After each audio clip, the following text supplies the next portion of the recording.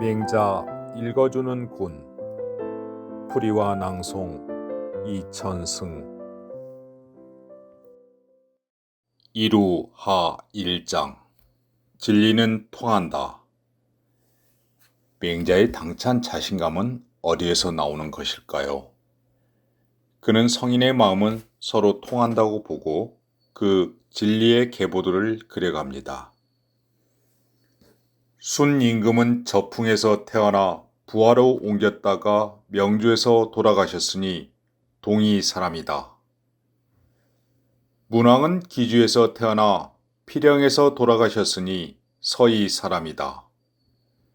땅의 거리가 천열이나 되며 세대의 선후가 천여 년이 넘지만 뜻을 얻어 중국의 행함에 있어서는 부절을 합한 것 같았다. 앞에 성인과 뒤에 성인의 법도는 한결 같다. 동이와 서이는 나라 한가운데인 중국을 중심으로 동쪽 지역과 그 반대인 서쪽 지역을 뜻하는 말입니다. 그리고 부절은 약속을 적은 글을 반으로 나누어 각자 보관하고 있다가 일이 있을 때 서로 합해서 신표로 삼을 때 사용하곤 했습니다. 순인공과 문왕은 정반대 지역에서 태어나 활동했던 인물이지만 그 마음은 부절을 합한 듯 똑같았다는 것은 성인의 지침은 시간과 공간을 넘어 보편적으로 통한다는 것입니다. 순인공과 문왕이 공통으로 느꼈고 행하려는 그 마음을 맹자는 이어받고 싶었던 것입니다. 그렇다면 맹자가 갈망했던 동서고금을 관통하는 공통된 진리는 무엇이었을까요?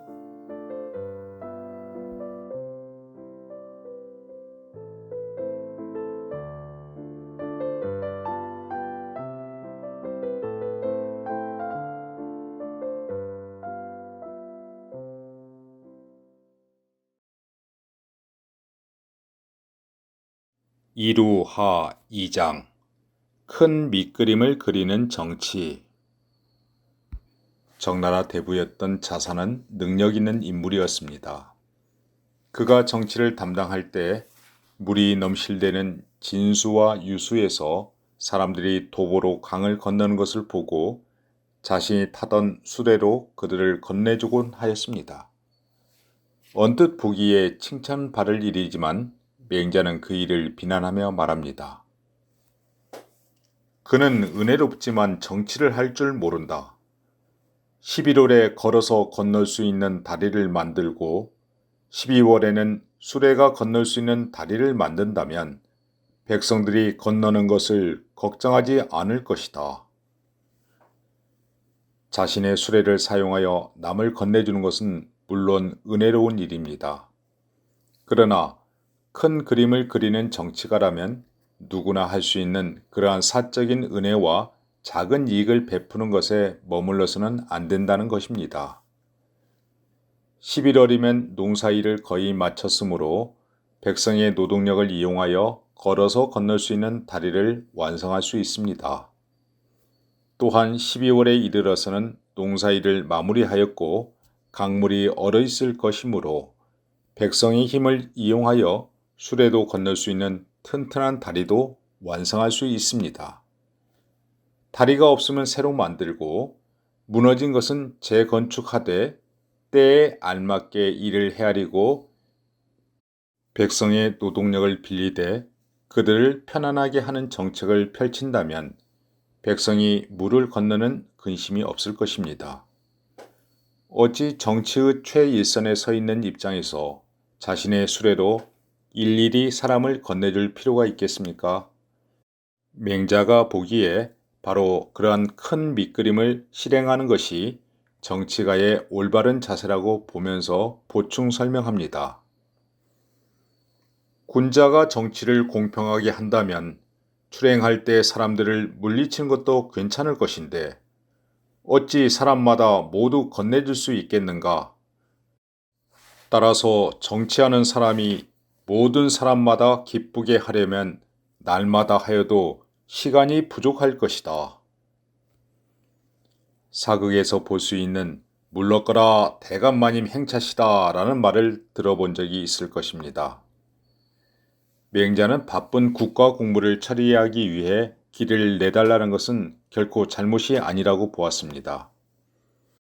단, 정치를 공평하게 처리하려 한다는 조건이 달려 있습니다.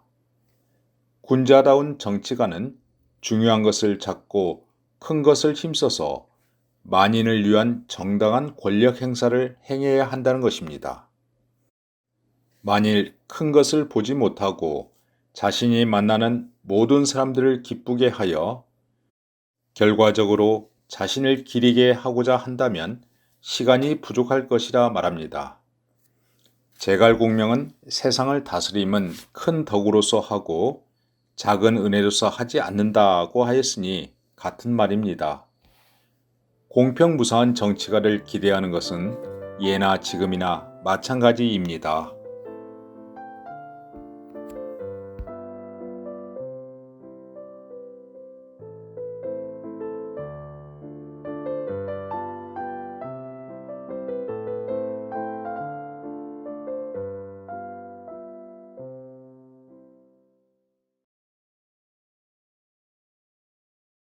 이루하 3장 진심을 얻으려는 군주의 노력. 신하가 군주를 어떤 마음으로 모셔야 된다는 이야기는 많아도 군주의 신하를 대하는 자세에 대한 언급은 그다지 많지 않습니다. 여느 왕들이 그래했듯이 제나라 선왕도 신하 대우에 소홀한 측면이 있었습니다. 예전에 등용했던 인물을 잊고 지내다 다른 나라로 도망친 것조차 알지 못하는 지경에 이릅니다. 맹자는 그런 왕에게 쓴소리를 합니다. 임금이 신하 보기를 손이나 발처럼 한 몸으로 여기시면 신하가 임금 보기를 배나 심장처럼 하고 임금이 신하 보기를 개나 말처럼 하찮게 여기시면 신하가 임금 보기를 길거리 가는 사람처럼 할 것이며 임금이 신하 보기를 진흙이나 지푸라기처럼 천시하고 미워한다면 신하가 임금 보기를 원수와 같이 합니다. 왕이 자신의 손발처럼 신하를 대우하는 것은 제 몸을 아끼듯 완전히 믿고 의지한다는 것이니 그 은혜로움과 의리는 지극한 것입니다.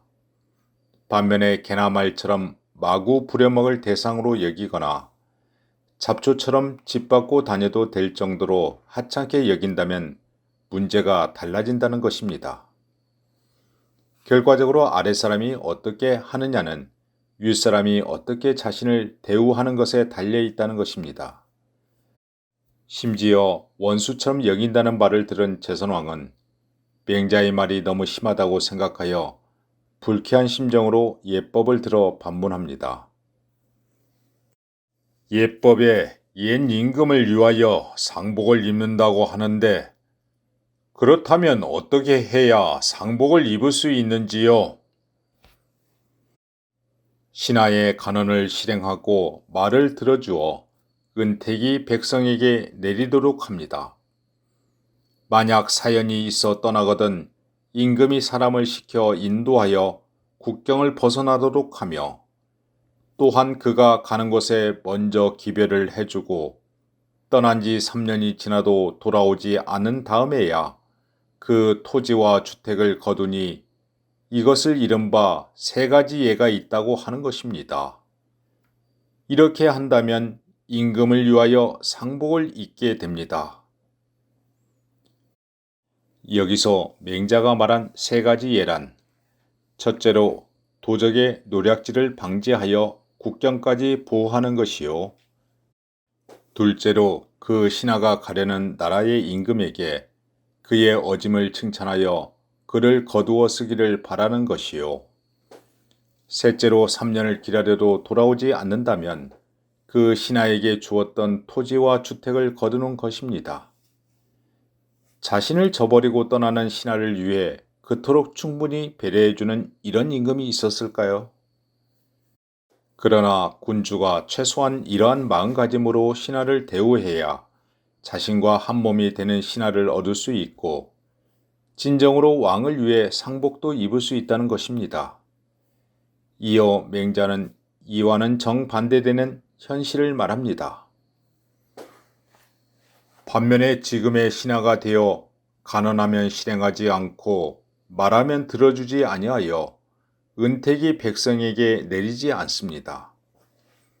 사연이 있어 떠나거든 임금이 강제로 구속하고 또한 그가 떠나가려는 곳에 난처한 상황을 만들어 놓으며 떠나는 즉시 그의 토지를 몰수하니 이것을 일러 원수라 합니다. 원수에게 무슨 상복을 입겠습니까? 평소 임금을 위해 충원을 아끼지 않고 자신의 포부를 실현하려 했던 신하의 말을 귀담아 듣지 않고 있다가 정작 그가 어떤 이유가 있어 떠나면 보복에 가까운 조치를 내리는 왕을 누가 따르겠느냐는 말입니다. 그런데 어느 경우에 신하는 마음을 돌리고 떠나갈까요? 구체적으로 명시하지는 않았지만 아마도 이어지는 다음 구절인 이루하 사장이 그 내용이 아닐까 싶습니다. 죄 없이 선비를 살해하면 대부가 그 나라를 떠날 수 있고 죄 없이 백성을 함부로 죽이면 선비는 그 나라를 옮길 수 있다. 아랫사람을 함부로 대하는 군주를 보면서 그러한 재앙은 자기도 예외가 아닐 것이다 판단하기에 떠나가는 것입니다. 군자는 마땅히 기미를 보고 떠날 결심을 하는데 피해가 임박해지기까지 마냥 기다린다면 정작 떠나야 될 상황에서 떠날 수 없기 때문입니다. 왕의 행동 여하에 따라 자신이 섬겼던 왕을 원수처럼 대할 수 있다는 맹자의 주장은 보통 사람이라면 쉽게 꺼내지 못할 말들입니다. 이러한 내용들은 맹자 책이 오랫동안 금서로 묶였던 이유였겠지요. 신하를 융숭이 대접하여 같은 마음으로 백성을 위한 정치를 행하라는 맹자의 의도를 정확히 이해하지 못한다면 왕을 무시하거나 혁명을 부채질하는 책으로도 볼 수 있기 때문입니다. 우리는 주변 사람을 어떻게 대하고 있나요? 어떻게 그들을 대우해야 진심으로 나와 한 몸이 되어 움직일 수 있을까요?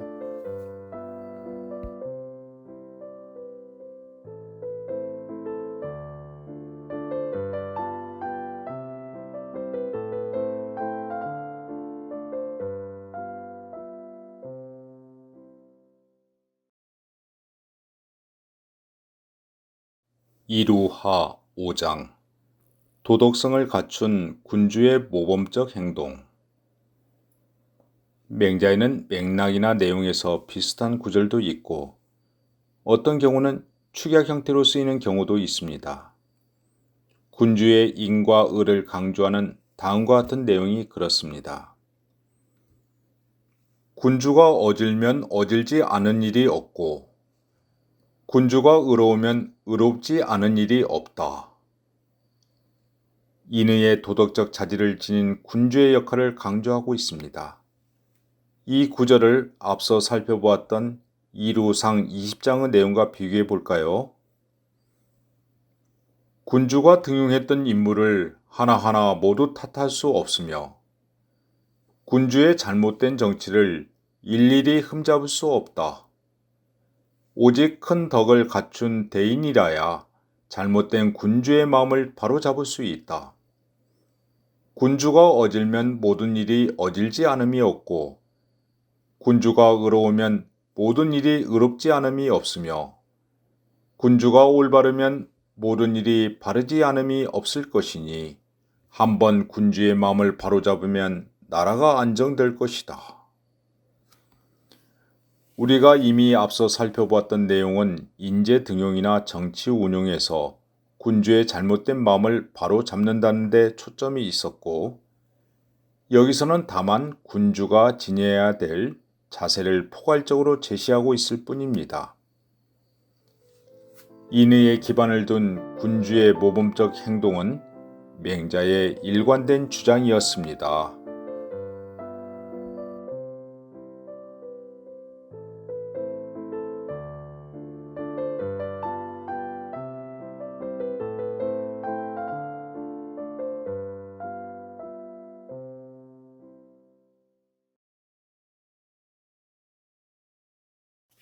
이루하 6장 이치에 맞는 도덕규범.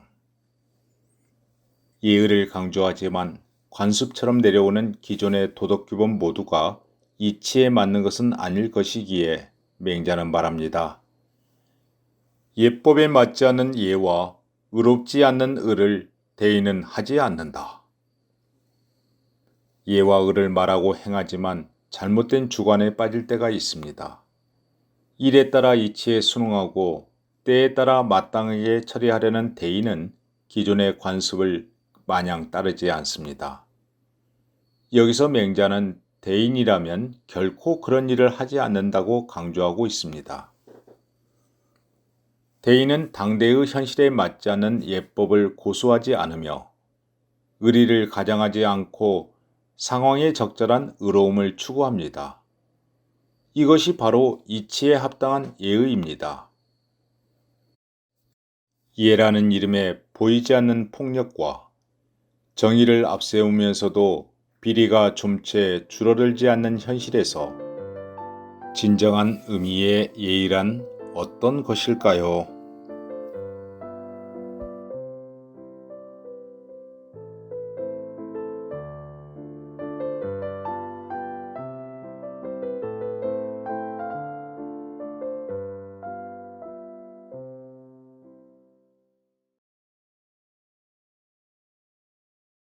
이루하 7장 못나도 내 자식. 때로는 무관심이 최선이라는 말도 있습니다. 그러나 가정교육에 있어서 부모와 형을 붙여 말하는 부형의 책임의식은 달라야 합니다. 중도에 맞게 살려는 사람은 중도를 따르지 않는 자를 기르며 재주 있는 사람은 재주 없는 자를 길러준다. 따라서 사람들은 어진 부형이 있는 것을 즐거워한다. 만약 중도에 맞게 살려는 부형이 중도를 따르지 않는 자녀를 버리거나 재주 있는 부형이 재주 없는 자제를 버린다면 잘나고 못난 부형의 현명함과 불추함의 차이가 한치도 될 수 없을 것이다. 사람마다 기질의 차이가 있는 것은 당연합니다. 지나침도 모자람도 없는 훌륭한 인품을 고양시키려는 중도에 부합되려는 사람, 혹은 일의 성취를 가져올 뛰어난 재주를 지닌 사람이 주변에 있다는 것은 좋은 일입니다. 그렇지 못한 자들을 독려하고 일깨워 줄 수 있기 때문입니다. 더욱이 그러한 사람이 혈연으로 연계된 가족이라면 더할 나위 없겠지요. 가까이서 보고 배우며 자기를 완성시킬 상대적으로 좋은 여건을 갖추었기 때문입니다. 때로는 그 좋은 여건이 성장의 방해 요인이 되기도 할 경우도 있지만 말입니다. 그러나 일반적으로 부모와 형은 자녀와 동생의 지나침을 억제하고 미치지 못한 것을 이끌어서 점차 자연스럽게 변화시키는 성품을 길러나가는 데 도움을 주고자 할 것입니다. 따라서 사람마다 어진 부형이 있어서 시간이 지나면 자신의 성숙을 기할 수 있을 것이라는 기대감에 즐거워하는 것이지요. 그러나 쉬운 일이 아니지요. 너무도 서로를 잘 알고 있기 때문입니다. 만일 아침 저녁으로 책망하여 급박하게 구하다가 자제가 부족한 것을 느껴서 갑자기 가르치는 것을 그만둔다면 이것은 부형 자신의 인품과 재능을 버리는 것과 마찬가지가 될 것입니다. 그토록 뛰어난 성품과 재능을 지녔더라도 집안에서 자기 자녀조차 가르치지 못하는 꼴이 되기 때문입니다. 그래서 자녀를 바꿔서 교육시킨다는 말도 나온 것입니다. 맹자는 이러한 과정으로 자녀 교육을 포기하게 된다면 뛰어난 부형이 결과적으로 못난 부형과 별반 차이가 없을 것이라 경계합니다. 자제에 부족한 것을 기르려는 부형의 노력을 끝까지 포기해서는 안 된다는 것이지요. 갈수록 부모되기 어려운 세상입니다. 부모는 자녀의 모범이 되어야 한다는 말이 부담스러울 때가 많습니다. 맹 선생님, 자녀들에게 긍정적 영향을 주는 교육 방법은 무엇일까요? 그리고 부모의 노력만 가지고 되는 것일까요?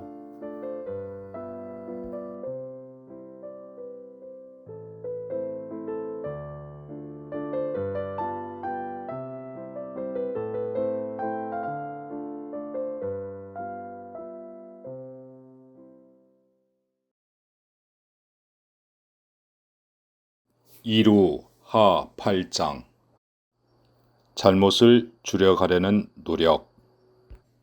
부정의 부정은 긍정입니다. 잘못을 하지 말아야지 하는 생각은 역으로 올바른 행위로 나아갈 수 있습니다. 맹자 역시 선을 촉구하는 방법으로 다음과 같이 말합니다. 사람은 잘못된 일을 하지 말아야지 하는 마음을 가진 뒤에야 올바른 일을 할 수 있다. 천하의 일 가운데 마땅히 해야 할 것도 있고 해서는 안 될 것도 있습니다. 해야만 하는 것과 해서는 안 될 것을 살피고 선택하여 마땅히 해서는 안 될 일을 단연코 하지 않는 노력을 기울여야 할 것입니다. 그런 과정이 축적되어 마땅히 할 것을 한다면 큰 일을 이룰 수 있을 것입니다. 악을 줄이면 선이 증가한다는 것이지요. 결과는 같을 것입니다. 어질지 못한 일을 하지 않는 것이 어진 일이 될 수 있듯이 나쁜 습관을 제거하는 것은 성숙된 자아로 나아가는 길이 될 것입니다. 우리는 무엇부터 줄여나갈까요?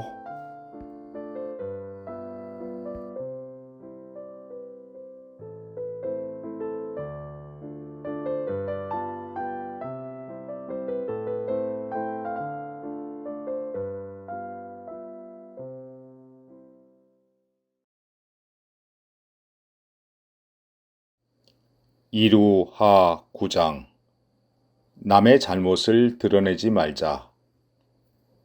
맹자는 남의 잘못을 말하기 좋아하는 자를 경계하며 말합니다. 다른 사람의 좋지 못한 점을 말하다가 후환을 어떻게 감당할 것인가? 남의 잘못을 숨겨주는 포용력은 해로움을 멀리하는 방법이기도 합니다. 만일 남의 착하지 못한 점을 들춰내기를 좋아한다면 그들은 반드시 원망하고 분노하는 마음으로 나에게 피해를 줄 것이니 그 뒷감당을 어찌하려 하십니까?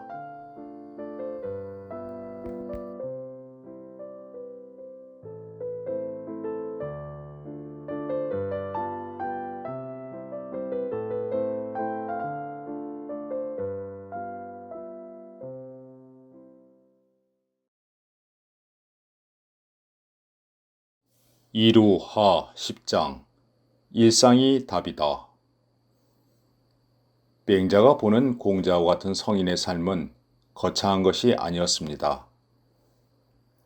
공자께서는 너무 심한 것을 하지 않으신 분이셨다. 맹자는 공자의 일생을 너무 심한 것을 하지 않으면서 자신에게 주어진 본분에 걸맞게 사셨던 분으로 평가합니다. 여기서 공자가 하지 않았던 너무 심한 것은 무엇이었을까요? 너무도 짧은 구절인지라 분명히 알 수는 없지만 인간으로서 지켜야 될 일상의 평범한 삶의 가치를 추구했다는 정도는 유추할 수 있을 것 같습니다. 진리는 역시 평범한 일상에 있습니다.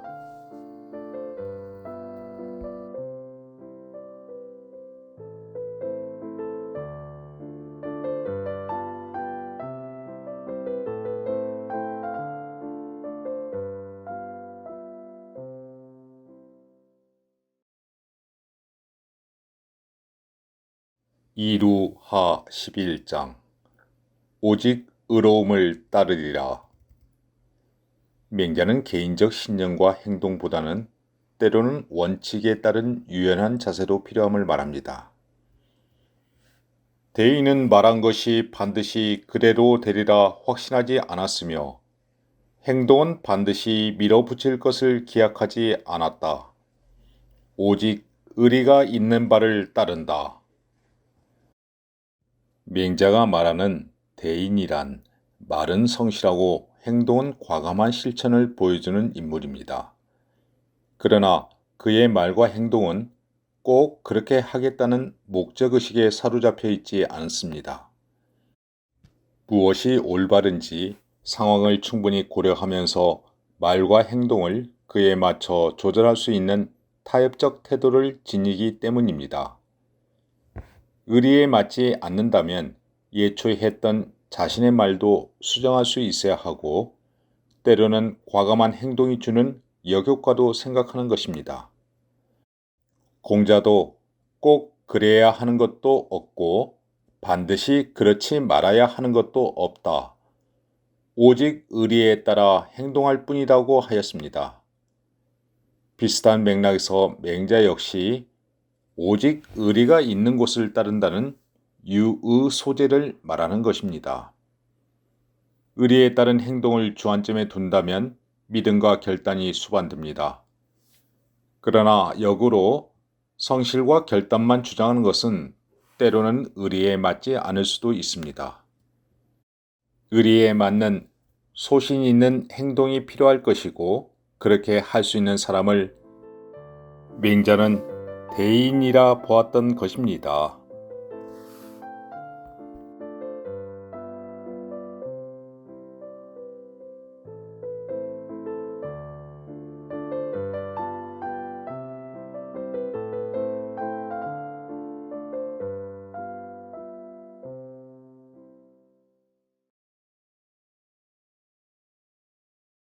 이루하 12장 초심을 잃지 않는 마음가짐. 맹자가 말하는 대인이란 어떤 사람이고 큰 인물이 지녀야 될 마음가짐은 무엇일까요? 대인은 갓난아이 때의 순수한 마음인 적자지심을 잃지 않는 사람이다.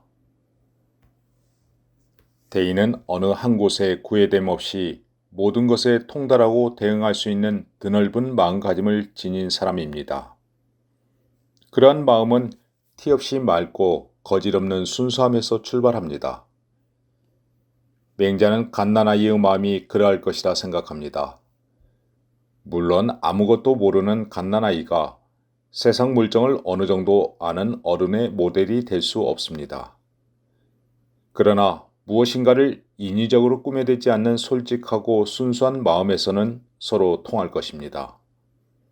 대인은 그러한 마음으로 세상과 마주하기에 외물의 유혹에 빠지지 않고 예초에 지닌 자신의 순수성을 유지하면서 세상 모두와 소통할 수 있는 큰 그릇이 되어가는 것입니다. 우리의 일상도 복잡해지고 꼬일수록 순수했던 초심을 잃지 않으려는 노력이 필요할 것입니다.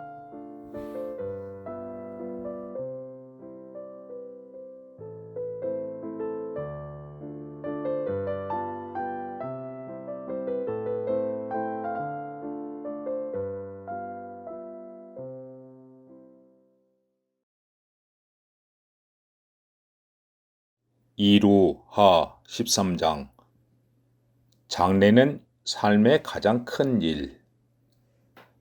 효도의 끝은 어디일까요?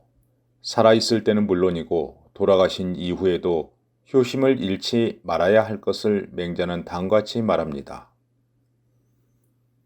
산 사람을 봉양하는 것은 큰 일에 해당되지 못하며 오직 죽은 사람을 보내는 것이 큰 일에 해당한다.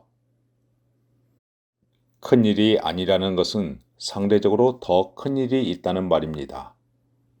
부모와 같이 살아가면서 당장은 미흡한 것이 있더라도 다른 날에 보충할 시간도 있습니다. 그러나 부모가 돌아가신 큰 병고를 당해서 혹시 부족하거나 미진한 일처리가 있다면 두고두고 후회할 수 있으니 이것이 진실로 큰 일에 해당된다고 보는 것입니다. 따라서 맹자의 말은 살아 계실 때 사랑과 공경으로 봉양하는 일을 가볍게 여긴다는 것이 아니라 마지막 순간까지도 상가면서 최선을 다해야 한다는 것입니다. 옛 사람들이 부모님의 초상에 대비해 평소 상례에 관한 책을 읽으면서 뒤늦은 후회가 없도록 하려는 마음도 바로 이러한 삶에서의 큰 일에 대비하려는 마음이었을 것입니다.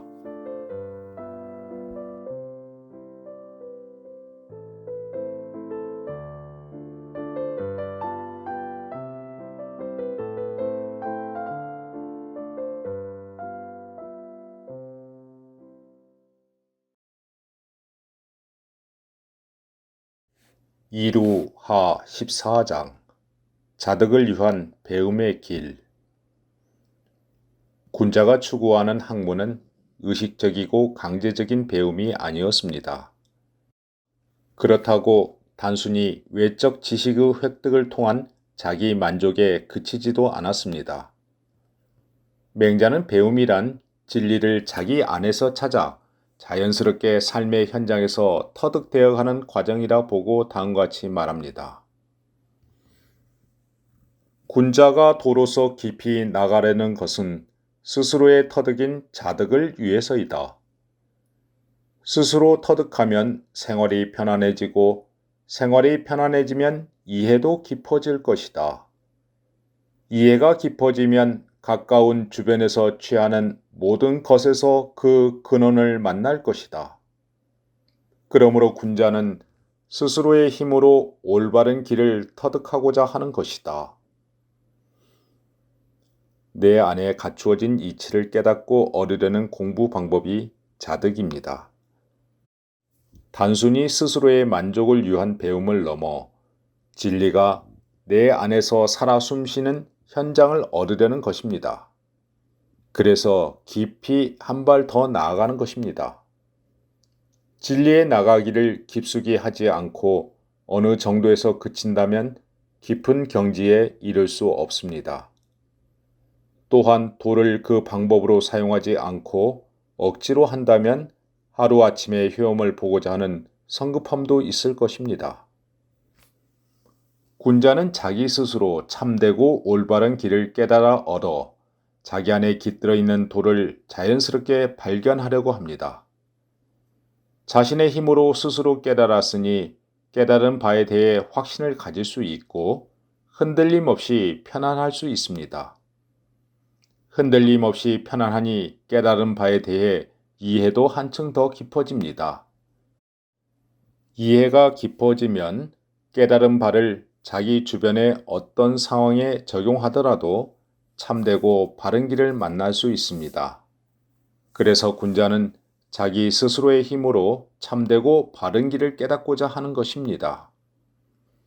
자덕을 통한 자연스러운 배움의 과정은 자기 주변 모두에 대한 철저한 이해로 확장되어 갑니다. 맹자가 말했듯 빨리 도달하려는 성급함을 누르고 편안함을 느낄 정도로 체화된 자연스러운 삶의 길은 여전히 우리가 걸어가야 할 오래된 미래입니다.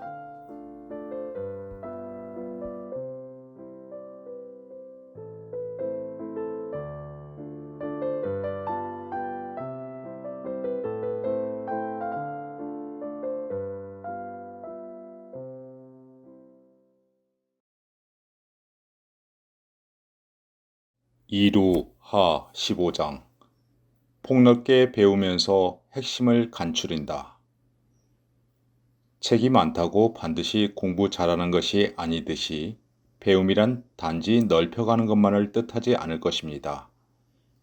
그렇다고 폭넓음이 빠진 채 남들이 해놓은 요점만을 습득하는 것도 문제일 것입니다.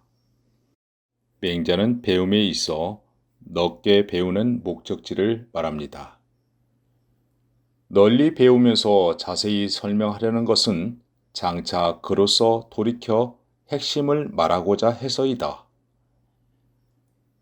많이 듣고 많이 알아서 학문이 넓어지면 배운 바의 이치를 일일이 강론하고 분석하여 자세하고 분명하게 말하는 것이 배움의 일반적 과정입니다. 단지 자신이 많이 배웠다는 것을 자랑하기 위하거나 아름다운 수식으로 포장하기 위해 자세히 설명하며 파고드는 것은 아닐 것입니다. 학문의 이러한 과정은 모든 이치를 꿰뚫어 지극히 간략한 요점으로 돌이켜 핵심을 알도록 하기 위한 것입니다. 이러한 맹자의 말은 공자의 널리 글을 배우되 그것을 예로서 요약한다는 방문양례의 정신과도 통합니다. 배움이 핵심을 간추린 간략함 데 이른 뒤에야 허다하게 넓은 것을 자유롭게 쓸 수 있으며 넓지 못하면 간략함을 쓸 데가 없을 것입니다. 따라서 널리 배우고 자세히 말하는 것을 어찌 그만둘 수 있겠습니까? 다만 그 목적지를 분명히 해야 할 것입니다. 폭넓게 알고 자신의 삶의 경험에 빗대어 간추려 해석해낼 수 있다면 세상을 바라보는 안목도 그만큼 커지기 때문입니다.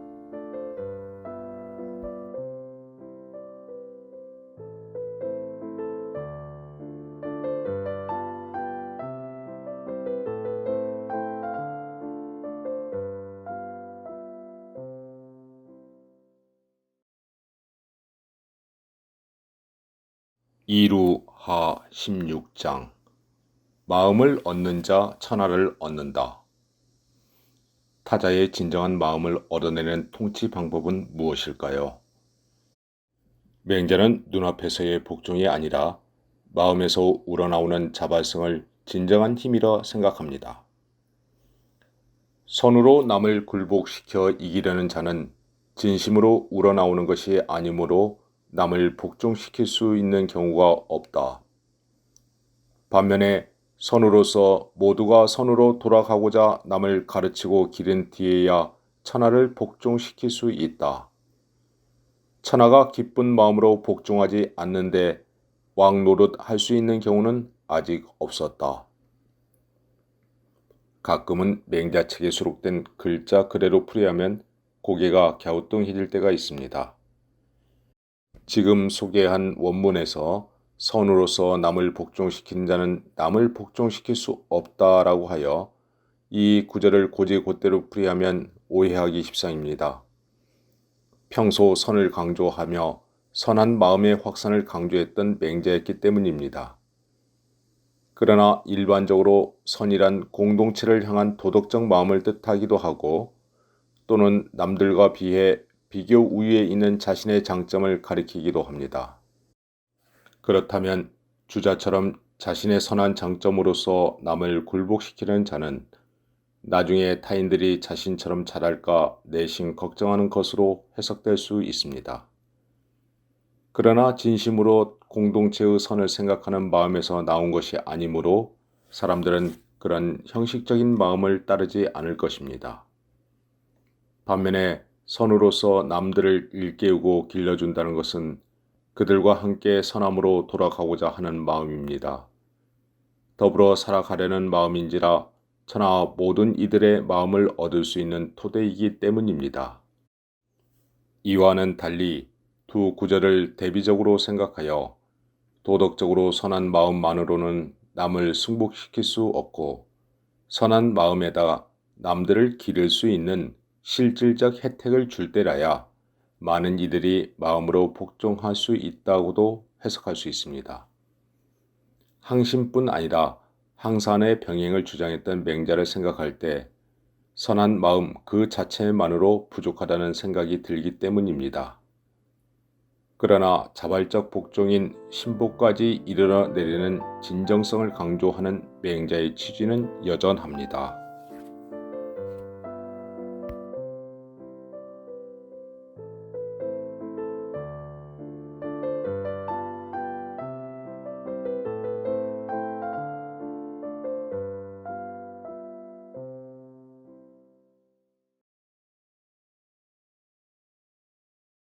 이루하 17장 현자의 말에 귀 기울이자.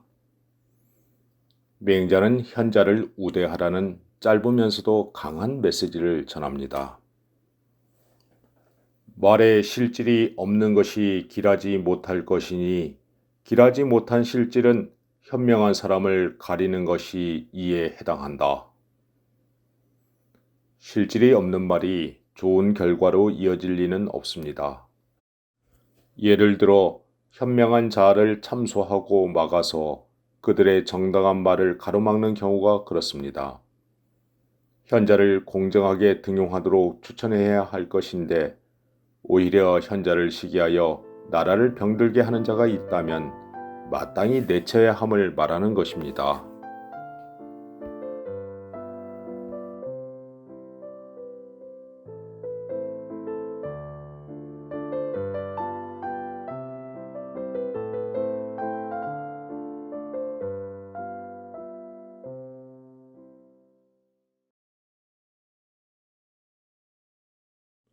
이루하 18장 샘이 깊은 물은 영원하리라.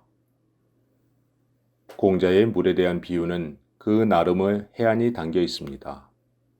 어진 자는 산을 좋아하고 지혜로운 자는 물을 좋아한다고 말하기도 하였고, 끊임없이 흐르는 물에서 역사의 연속성을 찬미하기도 하였습니다.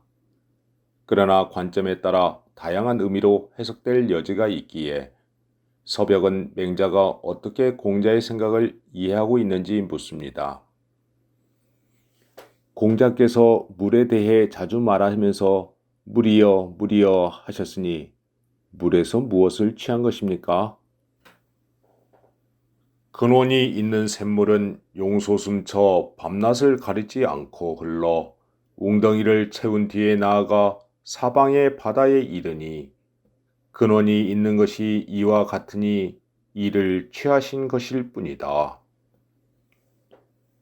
끝없이 흐를 수 있는 물이 되기 위해서는 그 원천이 굳건해야 하며 언제나 콸콸 솟구칠 수 있는 수온지가 있고 방해를 받지 않는다면 낮과 밤을 가리지 않고 흘러 바다에까지 이를 수 있습니다.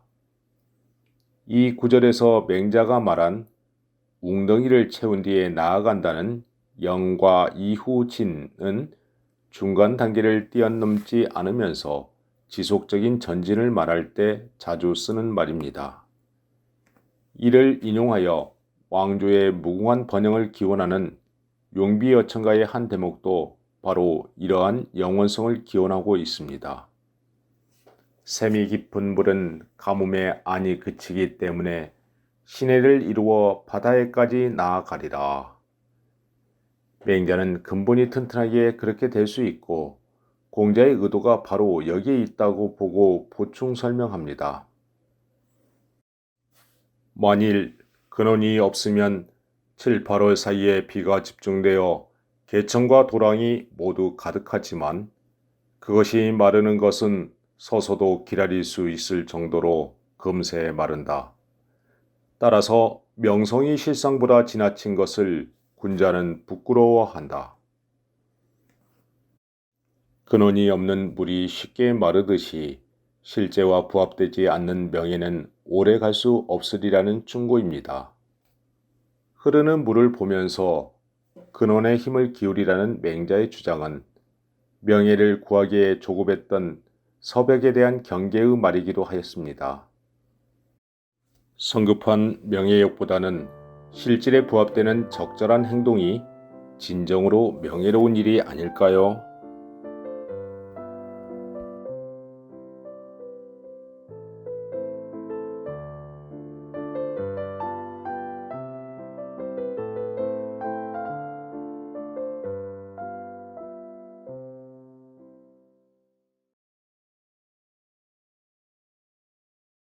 이루하 19장 사람의 길을 묻다. 사람이 짐승과 다른 사람다움의 가치는 어디에 있는 것일까요? 맹자의 아래 주장은 성리학자들이 자주 예용하는 내용이기도 합니다. 사람이 금수와 다른 점은 많지 않은데 서민은 그것을 버리고 군자는 그것을 보존한다.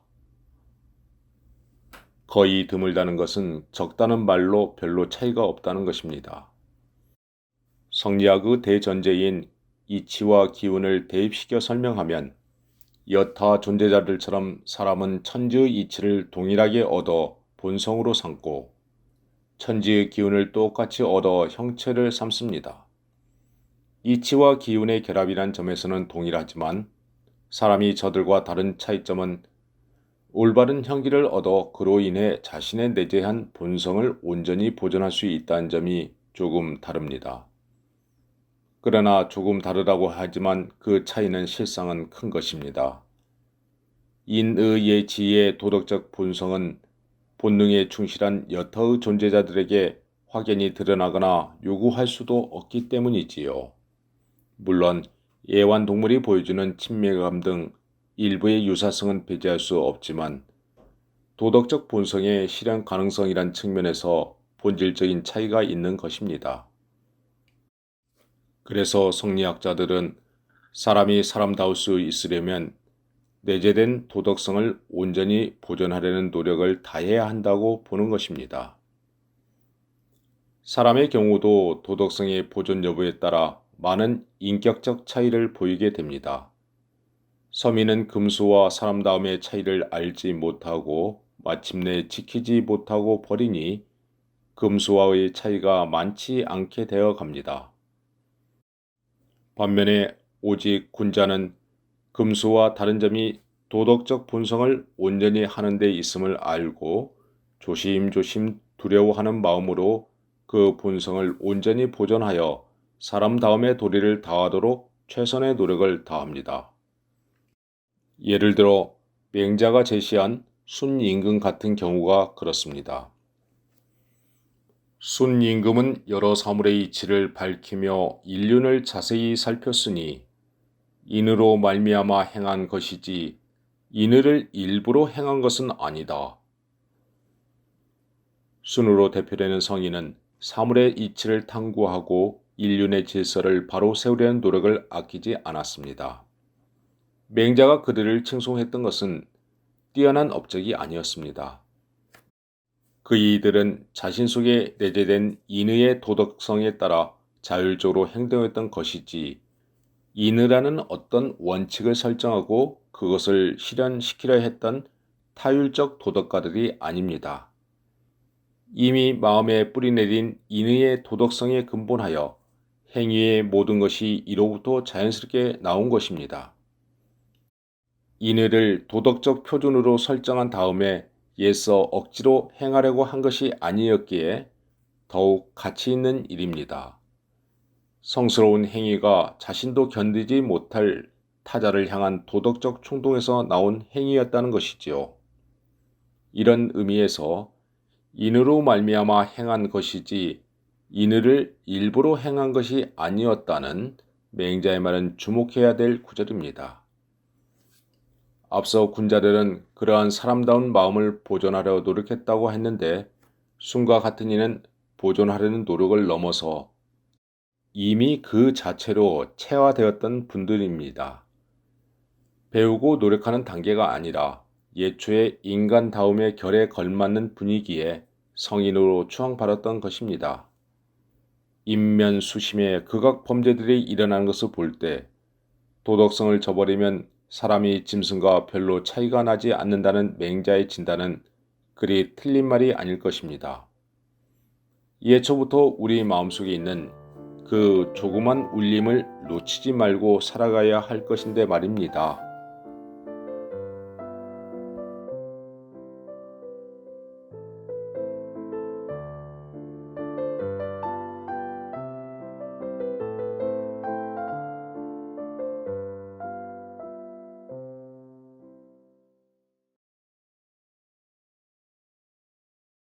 이루하 20장 이어지는 성인들의 마음.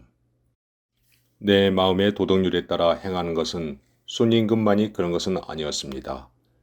역대 성인들로 평가받은 인물들의 마음 역시 사람다운 세상을 향한 전진의 노력을 멈추지 않았습니다.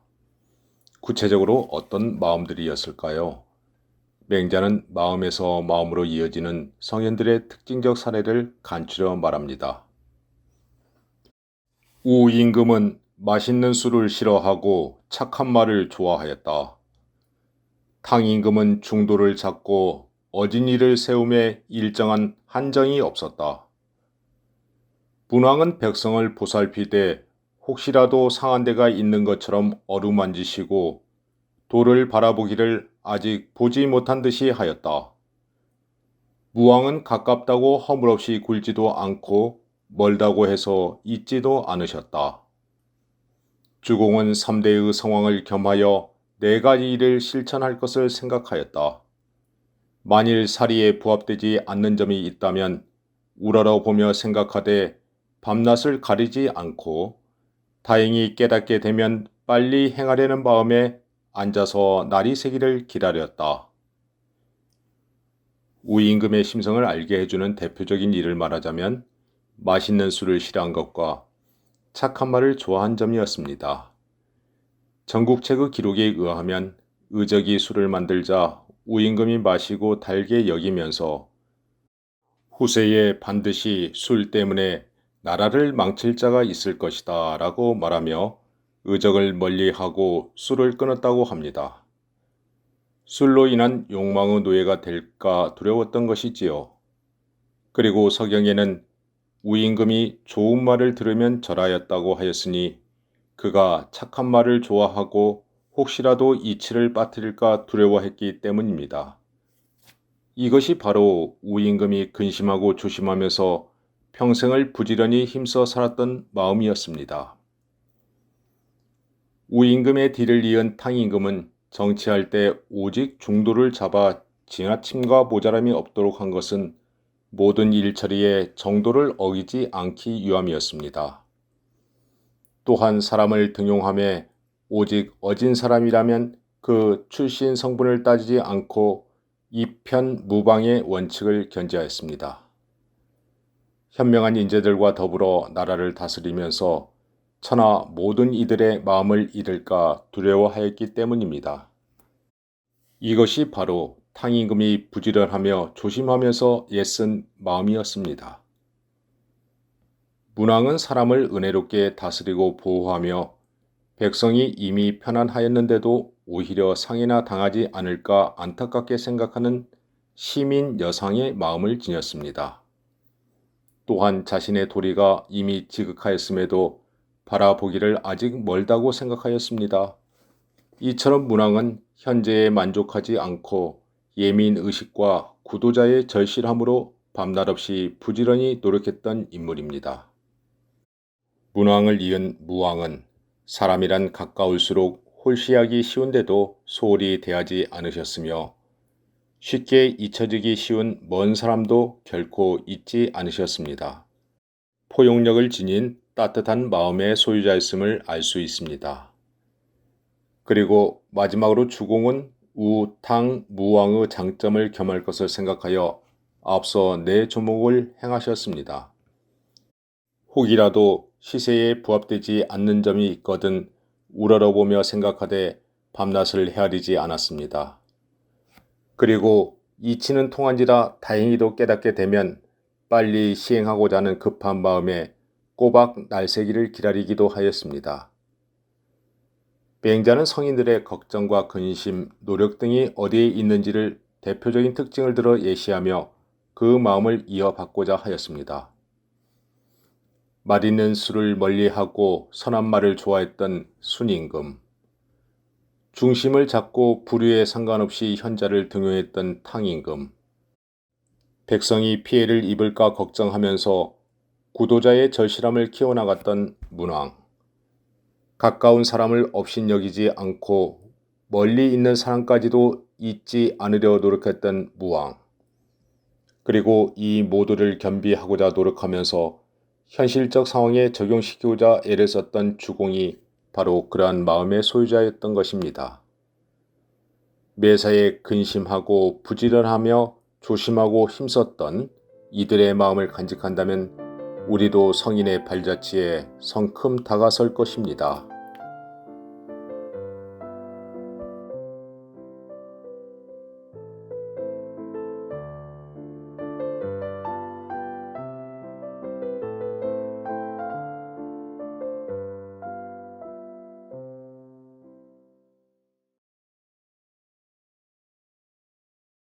이루하 21장 공자의 춘추를 회상하며 공자가 간추렸다는 춘추는 단순한 역사책이 아닙니다. 역사적으로 잘하고 못한 일에 대한 공자의 의로움을 기준으로 하는 평가가 담겨있기 때문입니다. 맹자는 춘추가 쓰여진 당시의 상황을 말하면서 그 의미를 부각시킵니다. 왕자의 자취가 불이 꺼지듯 사라짐에 시도 없어졌으니 시가 없어진 뒤에 춘추가 지어진 것이다. 주나라가 성대할 때는 예학과 형벌의 기준이 천자로부터 나왔는데 도읍을 동쪽으로 옮긴 동주 시대부터는 그러한 질서가 유지되지 못했습니다. 이른바 춘추 시대로 접어든 것이지요. 시가 없어졌다는 것은 사연이 있습니다. 신우와 견웅이 서주를 공격하여 당시 천자였던 유왕을 죽이자 진나라에서는 망명원 태자를 평왕으로 세워 그 뒤를 잇도록 하였습니다. 이때부터 왕실의 존엄이 제후와 별반 차이가 없이 떨어지게 됩니다. 각 나라 민심의 동향을 채집하고 조정의 권위를 노래하던 주체가 희미해졌으니 시의 품격이 제대로 갖춰질 리 없었기에 시도 없어졌다고 말하는 것입니다. 맹자는 시가 없어진다면 상하의 명분질서가 어긋나고 세상의 도리가 어지럽혀져 인심의 변화를 이루다 말할 수 없다고 보았던 것입니다. 공자는 이를 근심하여 춘추를 지어서 천하에 간사한 것과 올바른 것을 구분함으로써 모든 왕의 큰 모범이 되게 하였던 것입니다. 진나라의 승, 초나라의 도울처럼 노나라의 춘추 역시 같은 역사책이다. 그 일은 제나라 황공과 진나라 문공의 일이며 그 문장은 사관의 기록이다. 그러나 공자는 그 대의는 내가 몰래 취한 것이라고 말하였다. 노나라의 역사책을 사시의 순환을 염두에 둔 춘추라 이름하였듯이 당시 여러 나라에는 모두 각자의 역사적 기록을 가지고 있었습니다. 진나라의 승과 초나라의 도울, 노나라의 춘추가 이름은 다르지만 역사 기록이란 점에서는 마찬가지였습니다. 왜 진나라 역사를 승이라 했는지는 불분명하고 도울이란 흉악한 짐승의 이름이니 악을 기록하여 경계로 삼으려는 목적이 있습니다. 춘추는 본래 노나라의 역사 기록이므로 그 내용은 제황공과 진문공이 정벌하고 모여서 맹세한 일이고 그 문장은 사관의 기록을 통해 작성된 것입니다. 그러나 평가적 측면에서 신상필벌의 대의가 분명하지 못하여 권선징악에는 미흡한 점이 있었습니다. 예초에 노나라의 역사 기록이었으므로 왕자의 자치에 관한 내용이 부족했던 것입니다. 그러나 공자의 손을 거침으로써 춘추는 대의 명분을 상징하는 기준으로 적극 활용되었습니다. 부각시킬 내용은 더 쓰고 깎아버릴 내용은 깎아서 천하의 공과 제를 살펴 상벌을 정했으며 이미 잃어버린 권세를 거두어 천자에게 돌리고 왕자의 자치가 비록 사라졌으나 없어지지 않도록 하고 시가 비록 없어졌지만 없어지지 않도록 하였으니 춘추는 진실로 모든 왕의 큰 법이 되었던 것입니다. 이것이 바로 공자가 근심하고 부지런하며 조심하고 힘쓴 마음으로 춘추가 역사의 표준으로서 의미를 지니게 되었던 것입니다. 맹자는 춘추가 지어진 내력을 말하고 이어서 춘추가 공자의 필삭을 거치지 않았다면 다른 나라의 역사 기록과 같은 사실적 내용의 서술에 그쳤을 것이라 말합니다. 상대적으로 춘추를 통해 대의 명분을 밝히려는 공자의 의도를 부각시키게 됩니다. 공자가 춘추에서 보여주었듯이 의로움에 따른 신상필벌의 정신이 바로 서게 된다면 사라진 시의 정신도 있고 왕자의 자치도 보존될 것이라 보았던 것입니다. 중심과 기준이 점차 불명확해지는 현실에서 우리 시대의 춘추는 어떻게 하면 나올 수 있을까요?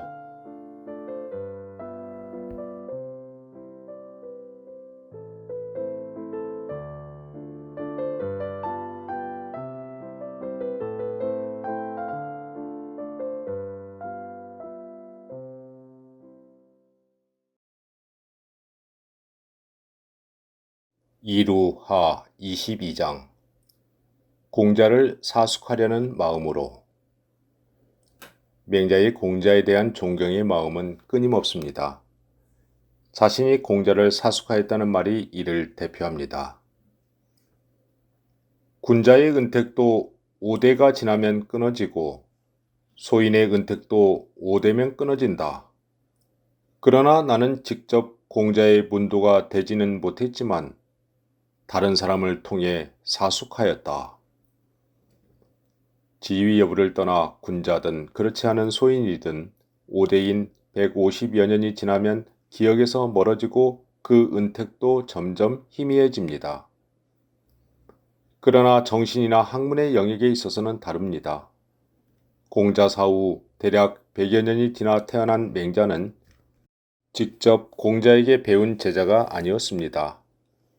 맹자가 양날에 있을 때를 기준으로 하면 공자와의 활동 시기와는 140여 년이 되므로 5대라고 말했을지 모릅니다.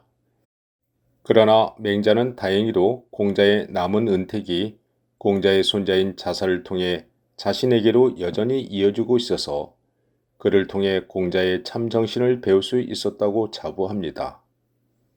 여기서 사숙이란 말이 나오는데 직접 배우지 않고도 그 사람을 모범으로 삼아 따른다는 의미로 사용된 사숙에서 숙은 선하게 되었다는 뜻입니다.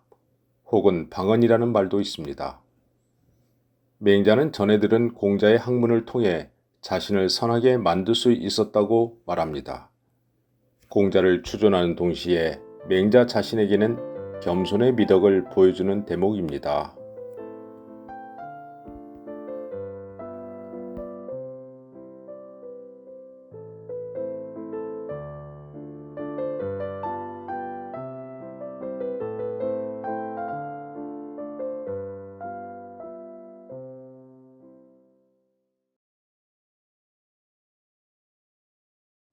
이루하 23장 과유불급의 지혜.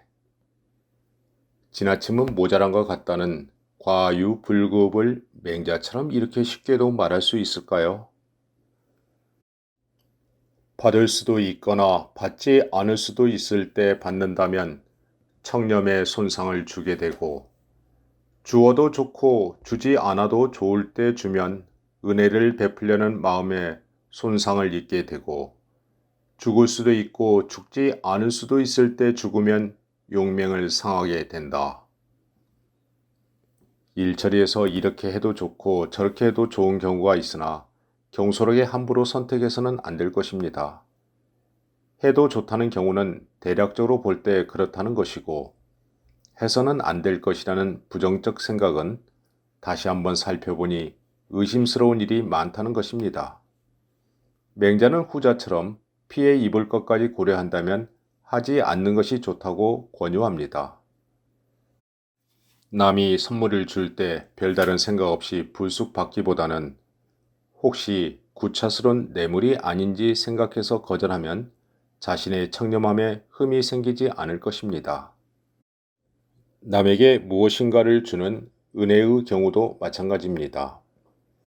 남에게 주기에 앞서 재차 생각해서 주지 않을 만한데도 준다면 이것은 정당하지 못한 은혜로서 도리어 은혜를 해치는 것입니다. 죽는 것을 두려워하는 용맹은 때로는 좋은 일이지만 죽지 않을 수도 있는데 죽는다면 이것은 올바르지 못한 용맹으로 도리어 용맹을 해치는 것입니다.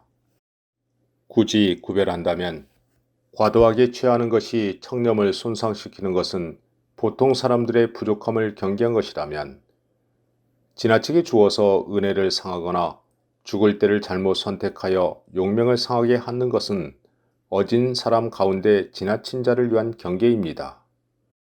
이 모두는 이치에 따른 중도를 벗어난 지나침으로 옳지 못한 행동이고, 이 모든 선택의 기준은 의로움이 될 것입니다. 예나 지금이나 과유불급은 변함없는 삶의 지혜일 것입니다.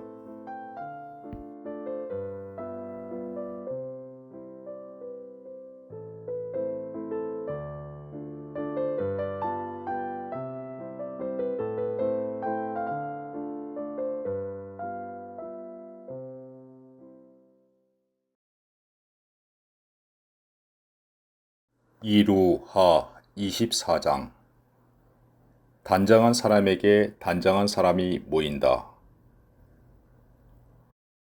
얘는 활을 잘 쏘기로 이름난 유공후회란 자로 하나라가 쇠퇴할 때 천자를 죽이고 일시적으로나마 그 자리를 빼앗은 인물입니다. 그는 간사한 한착이란 자를 승상으로 세워두고 자신은 활솜씨를 뽐내며 사냥을 좋아하면서 백성을 다스리는 데는 등한시했습니다. 어느 땐가 후에는 사냥에서 돌아올 때 가중을 살해하고 삶아서 그 아들에게 먹이까지 했던 악행도 서슴지 않았음이 기록에도 남아 있습니다. 그러나 자신의 활솜씨만을 믿던 그 역시 자신이 가르쳤던 박몽에게 죽임을 당하게 됩니다. 이를 좌전에서는 지나치게 사냥을 좋아하는 이를 경계하여 후에의 망국을 반면교사로 기록하고 있는 반면, 맹자에서는 어떤 사람과 관계 맺어야 되느냐는 점에 초점을 맞추어 설명하고 있습니다. 맹자 이야기의 시작은 다음과 같습니다. 박몽은 활 쏘는 것을 이에게서 배웠는데 이의 활 쏘기 방법을 다 배우고서 천하에 오직 이에만이 자기보다 낫다고 생각하여 이의 애를 죽였다. 이 말을 들은 맹자는 이 또한 이에게도 죄가 있다고 하였다. 이와는 달리 옛날 로나라의 어진 사람으로 알려진 공명은은 이해가 박몽에게 죽었으니 죄는 박몽에게 있고 이해는 죄가 없는 듯 하다고 하였는데, 맹자는 이 말을 비평하여 말합니다. 비록 작다고 말할 수 있을지라도 어찌 이해의 죄가 없다고 할 수 있겠는가. 이어서 맹자는 스승과 제자 사이의 선례를 들어 스승인 이에게도 책임이 있음을 말합니다. 정나라 사람이 자탕유자를 시켜 위나라를 쳐들어가게 했는데 위나라에서는 유공사를 시켜 그를 뒤쫓게 했다. 도망치던 자탕유자가 말하기를 오늘 나는 병이 나서 활을 잡을 수 없으니 나는 죽었구나 라고 하고 마부에게 나를 뒤쫓는 자가 누구인가라고 물었다. 마부가 윤공사입니다 라고 대답하자 자탕유자는 나는 살았구나 라고 말하였다. 마부가 말하기를 윤공사는 위나라에서 활을 잘 쏘는 자입니다. 선생께서 나는 살았구나 하는 것은 무슨 뜻입니까? 라고 했다. 자탕유자가 말하기를 윤공사는 윤공타에게 활쏘기를 배웠고 윤공타는 나에게 활쏘기를 배웠는데 윤공타는 단정한 사람이다. 그가 취한 벗은 반드시 올바른 사람이었을 것이다 라고 하였다. 윤공사가 이르러 선생은 어찌하여 활을 잡지 않습니까? 라고 묻자 자탕유자는 오늘 나는 병이 나서 활을 잡을 수 없습니다 라고 하였다. 그러자 윤공사는 소인은 윤공타에게 활쏘기를 배웠고 윤공타는 선생에게 활쏘기를 배웠으니 제가 차마 선생의 활법을 가지고 도리어 선생을 해칠 수는 없습니다. 그렇지만 오늘 일은 군자가 시키신 일이라 저도 감히 그만둘 수 없습니다 라고 말하고 활통에서 화살을 뽑아 수레바퀴에 두드려 쇠붙이를 빼버리고 화살 4발을 쏜 뒤에 돌아갔다. 스승이 처한 어려운 상황을 고려한 유공사의 일은 스승의 길 내지는 벗을 어떻게 선택해야 하는가를 생각하게 만듭니다. 맹자가 제시하였듯이 유공사와 같은 사람을 제자로 선택한 윤공타, 그리고 그 윤공타를 제자로 선택한 자탕유자의 일은 제자다운 제자를 선택하고 길러냈음을 보여줍니다. 자신이 단정한 사람이었기에 그가 선택한 사람 역시 단정하였다는 것이지요. 그들은 비록 활솜씨를 전수하는 것이 기술적인 일에 속할지라도 사람 보는 안목이 있었던 것입니다. 맹자는 이러한 사례에 근거하여 만약 이해가 박몽을 제자로 잘 선택하여 가르쳤다면 그의 손에 죽임을 당하는 일까지는 없었을 것인데 그렇지 못한 책임이 있다고 보았습니다. 이에 자신이 천자의 자리를 찬탈했던 전력이 있었기에 그가 활쏘기를 전수한 박몽 역시 그저 그런 부류의 사람인지라 이해를 살해하기에 이르렀다는 것입니다. 따라서 맹자는 이해의 잘못이 작다고는 말할 수 있을지라도 이의 죄가 전혀 없다고는 할 수 없다고 평가했던 것입니다. 누구를 선택하고 가르치는 일의 출발은 역시 자신의 단정한 마음에서 비롯된다는 점을 보여줍니다. 그리고 비인부전이라 했던가요? 사람답지 못하면 전해주지 않는다는 말도 여전히 고려할 상황입니다.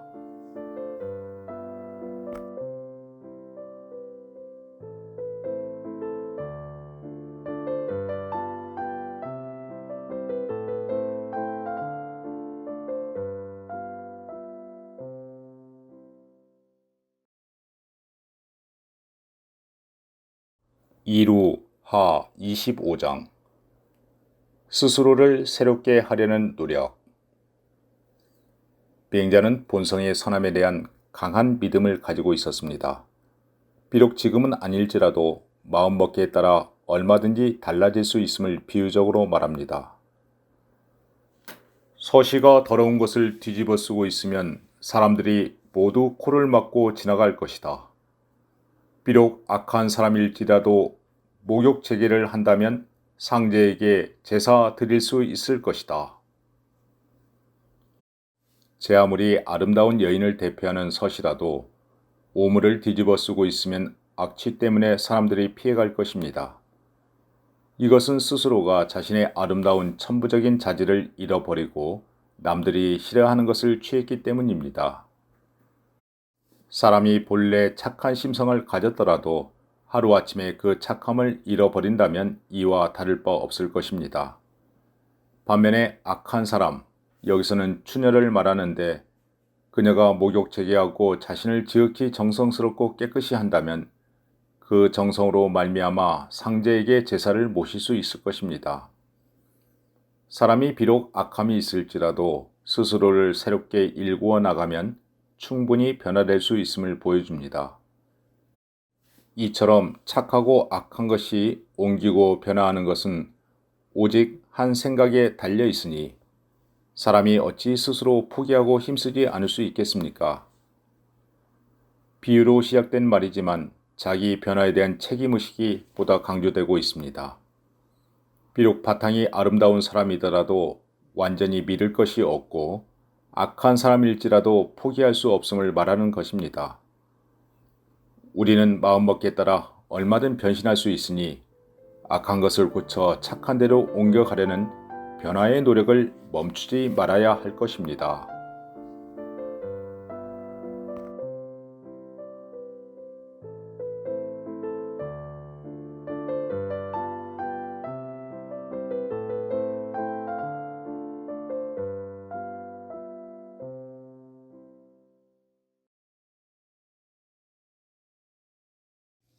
이루하 26장 순리대로 살아가는 삶. 맹자의 글은 때로는 압축적이기에 어려운 곳도 있고 그 내용에 있어서도 한참을 생각해야 될 부분도 있습니다. 자연의 순리대로 살아가야 된다는 취지는 알겠는데 그 용어가 매우 함축적입니다. 천하 사람들이 본성을 말하는 것은 이미 일로 드러난 자치로서 말할 따름이니 자치란 순리에 따른 자연스러운 추세를 본보기로 삼아야 한다. 본래의 성품인 본성을 알고 회복하는 것이 중요하지만 구체적인 형상으로 드러나는 것이 아니므로 본성이 무엇인지를 말하기는 어렵습니다. 그러나 어떤 일에서 드러난 자취나 흔적을 통해 본성을 말할 수 있는데 이렇게 드러난 것을 일러 고라고 말합니다. 특별한 연고나 이유가 있어서 지금 여기에 이렇게 되었다는 뜻이지요. 그 드러난 자취를 통해 형용할 수 없었던 사물의 이치를 말할 수 있게 됩니다. 또한 우리가 감지할 수 있는 자취란 조작하거나 억지로 되어진 것이 아니라 순리에 따른 순조롭고 자연스러운 추세로 그렇게 된 것입니다. 맹자는 이를 이로울 리자로 말하는데 본능적으로 이익을 탐하듯 자연스럽게 펼쳐지는 천하의 일을 본보기로 삼아 그렇게 되어야 한다는 것입니다. 만유 인력에 의해 물이 아래로 흐르듯이 인간의 선한 본성에 따라야 한다는 말입니다. 그러나 천하 모든 일이 이치대로 순조롭게 진행되는 것은 아니므로 본성의 하나인 지혜의 힘을 빌려야 합니다. 그렇다고 머리 쓰는 일이 모두 지혜롭다고 할 수는 없기에 맹자는 지나친 천착을 경계합니다. 지혜롭다는 사람을 미워하는 것은 그가 천착하기 때문이다.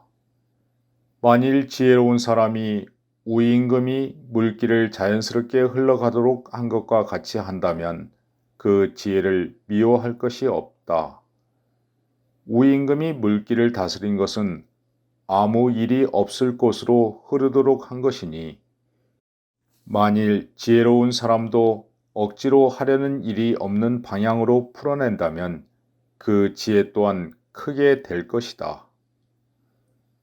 천착이란 어떤 내용이나 원인을 파고들어 연구할 때는 좋은 뜻이지만 필요 이상으로 꼬치꼬치 캐묻거나 이치에 맞지 않는 억지 주장으로 일관하는 부정적 의미도 있습니다.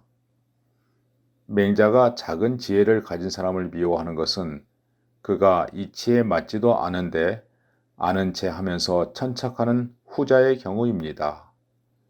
그들은 순리에 따른 자연스러움을 놓치고 순조롭지 못한 길을 선택하기 때문입니다. 전체적인 흐름을 보지 못하고 자기식으로 파고들기에 자칫 이를 어긋나게 할 수도 있다는 말이기도 합니다.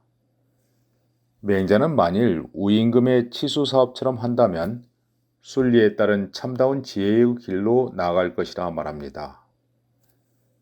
우임금의 성공적 치수사업은 모두 물의 성질과 땅의 자연스러운 형세에 따른 것이니 예초에 언덕을 쌓아 물길을 막는 등의 인위적인 조작을 하지 않았습니다.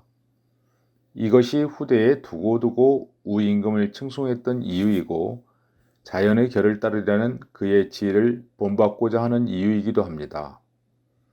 만일 천착하려는 사람들이라면 물길의 흐름을 방해하는 것이 있다면 산이든 골짜기든 그냥 곧장 뚫고 나갔을 것입니다. 맹자는 진정으로 지혜로운 사람이라면 일상에 내재된 자연스러운 이치를 쫓고 억지로 천착해서 안 된다는 점을 책략을 통해서 예시합니다. 하늘이 높고 별들은 멀리 있지만 만일 그렇게 되는 자취를 찾아낸다면 천년 후의 동지가 어느 날인지도 앉아서 헤아릴 수 있을 것이다.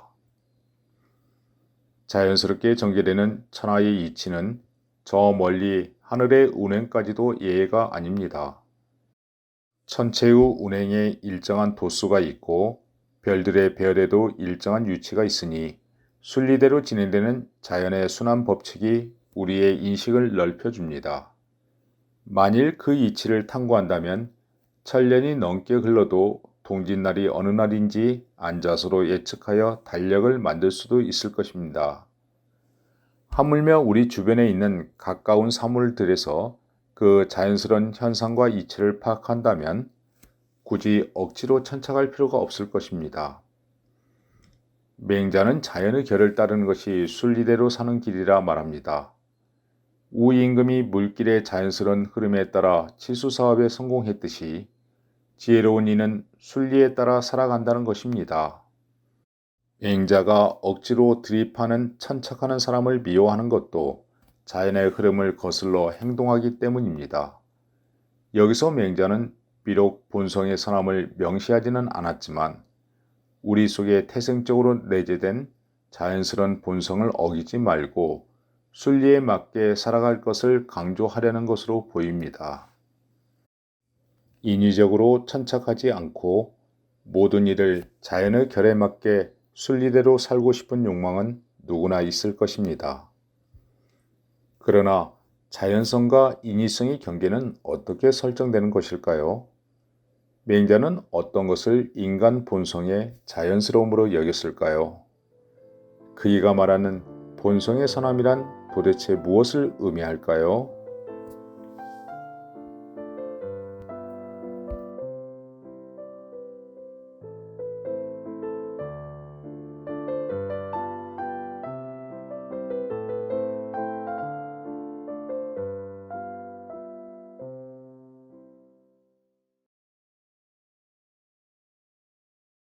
이루하 27장 원칙대로 따르리라. 제나라 대부했던 공황자가 자식의 초상을 당했을 때의 일입니다. 당시 맹자는 제나라 경대부들과 함께 왕명을 받들고 가서 조문하였습니다. 이때 우사의 지위에 있던 왕환도 조문하는데 그 모습이 가관이었습니다. 그의 권세가 막강했음을 보여주는 사례라 할 수 있습니다. 맹자는 먼저 당시 상황을 말합니다. 공황자가 아들의 상을 당했을 때 우사인 왕한이 조문을 갔다. 그가 문에 들어서니 앞으로 나아가 우사와 말하는 자도 있고 우사의 자리에 나가 말하는 자도 있었다. 조상집에서 왕한보다 먼저 온 자 가운데 왕한이 자리를 정하기 전에 자기 자리를 내어주며 말을 건네는 자도 있었고 왕한이 자리를 정하자 그의 곁에 나아가 말하는 자도 있었던 모양입니다. 모두 막강한 권력을 지닌 왕한과 가까이 하려는 것이지요. 그 자리에 있던 맹자는 어떻게 했을까요? 짐작했듯이 맹자는 그런 한심한 모습을 외면하면서 왕한에게 말을 건네지 않았습니다. 왕한은 못마땅하게 여기며 주변 사람에게 말합니다.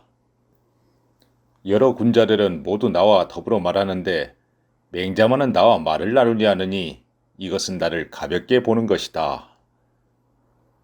그 말을 들은 맹자는 의연하게 예법에 따른 원칙을 말합니다.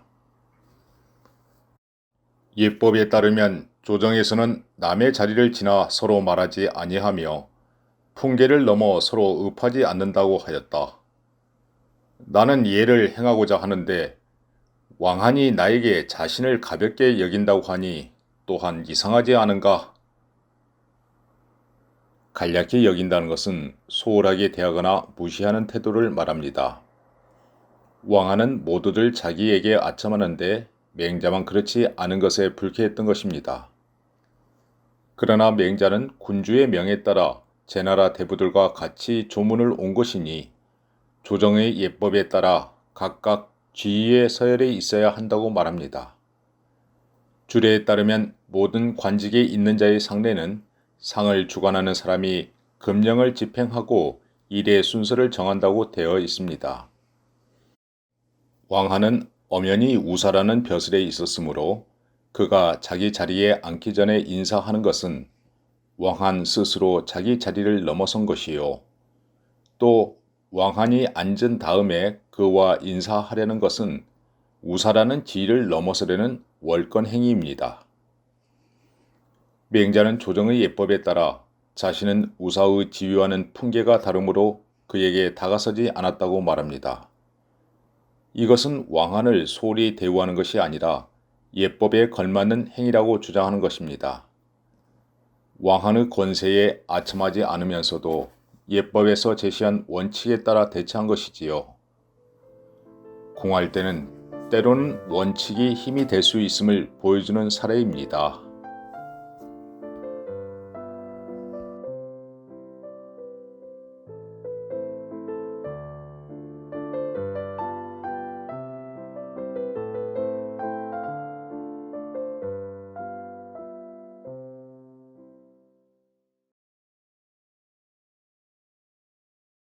이루하 28장 평생을 걸어가야 할 길. 소신을 갖고 살아가기는 쉽지 않습니다. 맹자는 도덕적 마음으로 최선을 다해 실천하려는 과정에서 인간다움의 길을 찾고 있습니다. 묵묵히 자기 빛깔을 찾아가려는 그런 삶은 아무나 할 수 있는 일이 아닙니다. 군자가 남과 다른 점은 그 마음을 보존하고 있기 때문이다. 군자는 인으로 마음을 보존하며 예로 마음을 보존한다. 어진 사람은 남을 사랑하고 예를 갖춘 사람은 남을 공경한다. 그렇게 남을 사랑하는 자는 남이 항상 사랑해 주고 남을 공경하는 자는 남들이 항상 공경해 준다. 도덕적 마음을 기준만으로 볼 때 사람이라고 다 같은 사람은 아닙니다. 군자가 남과 다른 점은 그가 인과 예의 도덕적 마음을 보존하고 잊지 않으려 노력한다는 점입니다. 남을 사랑하고 남을 공경하는 마음을 통해 그 사람이 인과 예의 마음을 지녔음을 확인할 수 있습니다. 그 결과 내가 남을 사랑하며 남 또한 항상 나를 사랑하고 남을 공경하며 남 또한 항상 공경해 주는 것이 인지상정입니다. 그러나 만약 상대가 나의 사랑과 공경에 별다른 반응을 보이지 않는다면 어떻게 대처해야 할까요? 가령 어떤 사람이 있는데 그가 거스르는 행동으로 나를 대우하거든 군자는 반드시 스스로 반성하여 내가 반드시 어질지 못하고 예가 없는가 보다. 이러한 일이 어찌 일어날 수 있는가라고 한다. 스스로를 반성하여 어질고 스스로를 반성하여 예가 있는데도 그의 거스르는 행동이 이와 같다면 군자는 반드시 스스로를 반성하여 내가 반드시 충실하지 못한가 보다고 한다. 그런데 스스로 반성하여 성실한데도 그의 거스르는 행동이 이와 같으면 군자는 이 사람은 또한 함부로 행동하는 사람일 뿐이다. 이와 같다면 금수와 무엇이 다르겠는가? 금수에 대해 또한 무엇을 따지겠는가? 라고 말한다. 스스로에 대한 반성인 자반을 통해 어질고 예의 바른 심성을 지니고 또한 최선을 다하려는 마음을 갖습니다. 맹자는 아무리 반성해도 자신에게 문제가 없는데 나에게 거스르는 행동을 보이는 것은 그 잘못이 상대에 있다고 말합니다. 짐승과 같은 자에게 뭐라 따질 필요 없이 나는 다만 인간담을 향한 인과 예의 실현에 진력을 할 따름이니 어찌 인과 예가 효험이 없다고 여겨서 포기할 수 있겠습니까? 맹자는 진정으로 마음을 두어야 할 것을 다음과 같이 말합니다. 그러므로 군자는 평생을 두고 해야 될 근심은 있어도 하루아침이면 해결될 일에 대한 걱정은 없다. 그래도 근심하는 것이 있으니 순도 사람이며 나도 사람인데 순 임금은 천하의 모범이 되어 후세에 전할 수 있는 사람이 되었는데 나는 아직도 식을 뜨기를 면하지 못하였으니 이것이 근심할 만한 것이다. 근심한다면 어찌 해야 하는가? 순 임금처럼 할 뿐이다. 그렇게 되면 군자가 걱정할 바는 없을 것이니 인이 아닌 것은 하지 않으며 예가 아닌 것은 하지 않는다. 만일 하루아침에 걱정이 있다고 하여도 군자는 걱정하지 않는다. 군자는 마음 두기를 구차스럽게 아니하므로 뒷근심이 없습니다. 비정상적인 상황을 극복하고 큰 효자로 이름난 순임금을 모델로 하여 자신도 일상에서 그렇게 평생을 살아가야 할 것입니다. 이는 하루아침에 되는 것이 아니라 평생을 두고 걸어가야 할 종신지우입니다. 그 마음을 보존하는 군자라야 할 수 있는 일입니다. 남들 신경 안 쓰고 묵묵히 걸어가는 그 길 말입니다.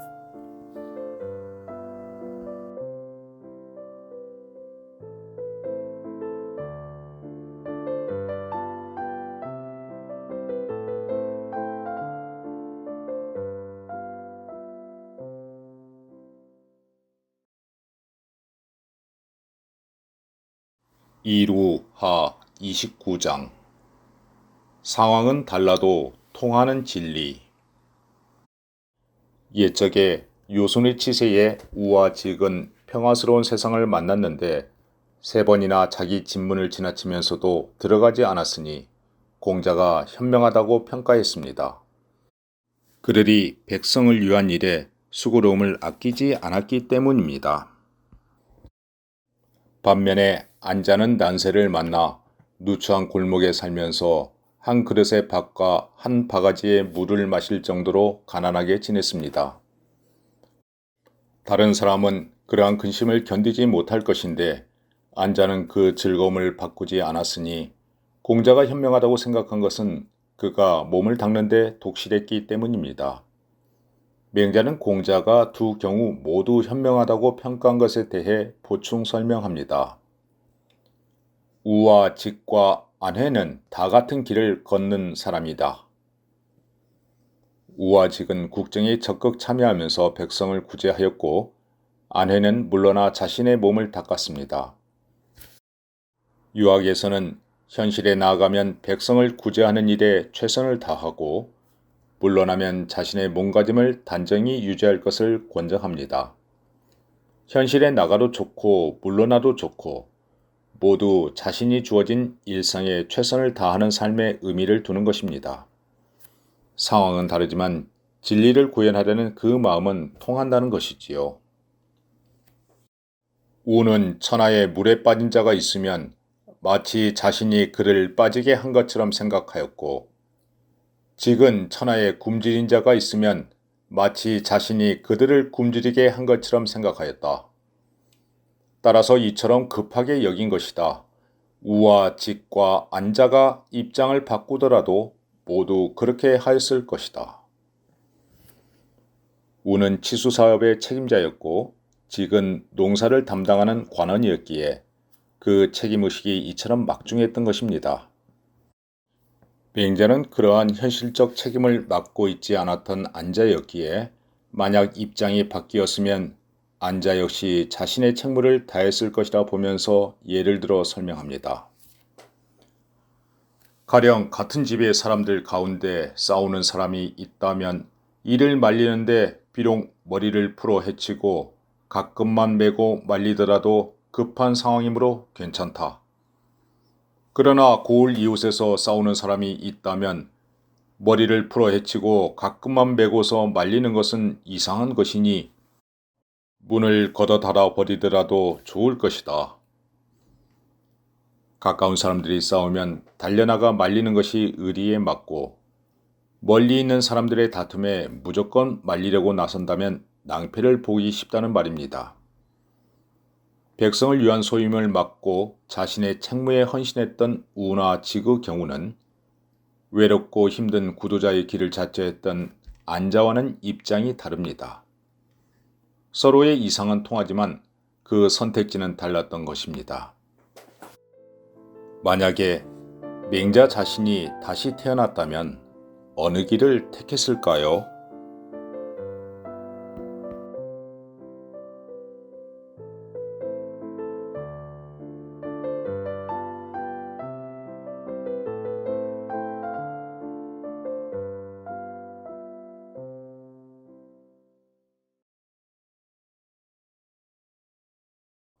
이루하 30장 부모에게 선하기를 요구하지 않는 효심.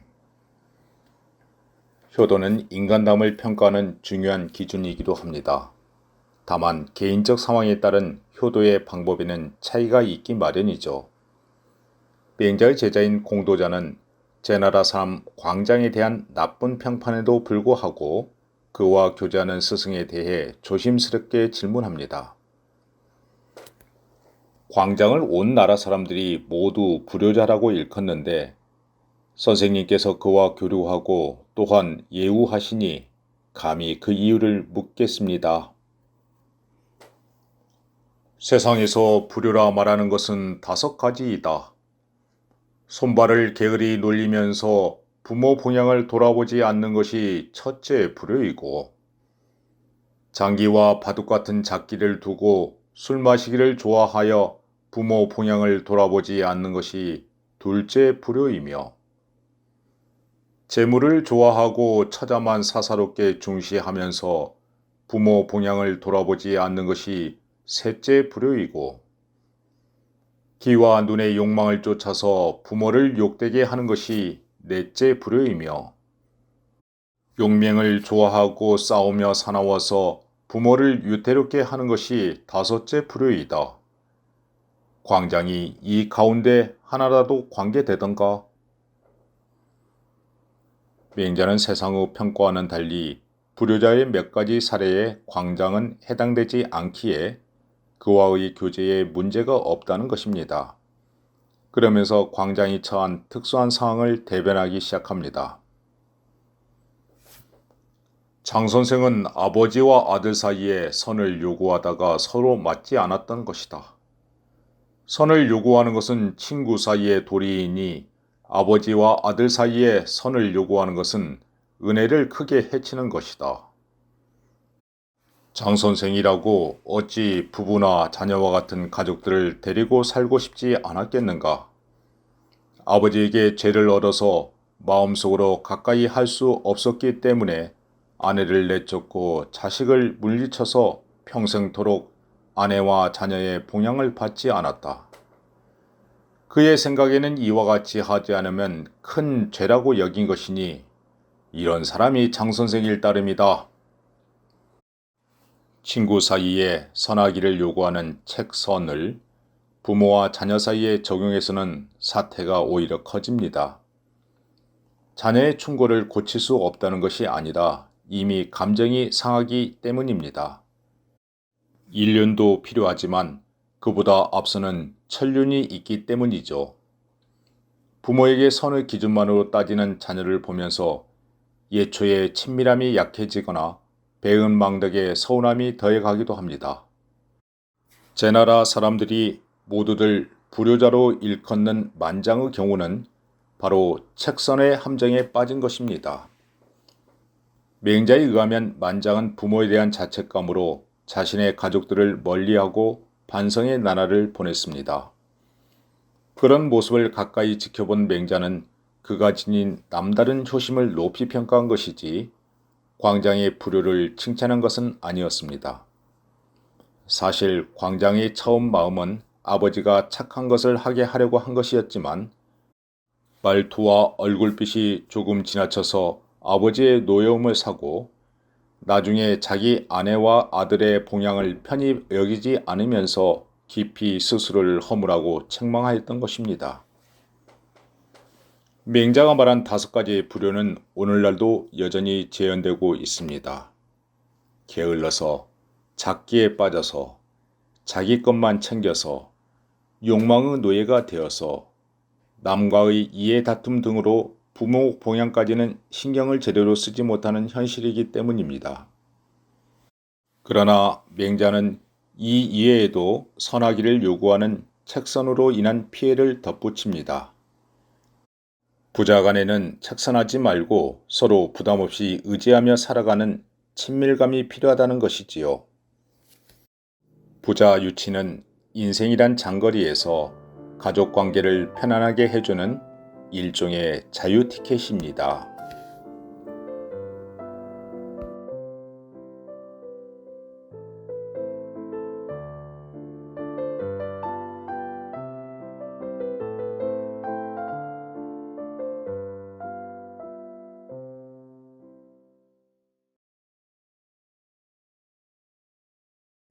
이루하 31장 상황에 따른 처신.